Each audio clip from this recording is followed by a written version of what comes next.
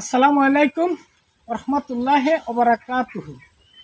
কিছু কথা আছে, সেই কথাগুলোর মধ্যে বাংলাদেশের ভালো যে কাজকর্ম, যে কাজগুলো, এই কাজগুলো এ থেকে যে পর্যন্ত বলিছে ব্যবসা বাণিজ্য ইনকাম, যত ধরনের ভালো কথা, সেই ভালো কোনো কথা বাদ রাখিনি। বাংলাদেশের একটা লোক আছে, সেই লোকটা হচ্ছে আল্লামা দেলোয়ার হোসেন সাইদি। এমন কোনো কথা, এমন কোনো কাজ, এমন কোনো ব্যবসা নেই ওই বিষয়ে সে কথাগুলো বলিনি। এই যে কথাটা, এই কথাটা কলাম খুব মারাত্মক কয়টালা কথা।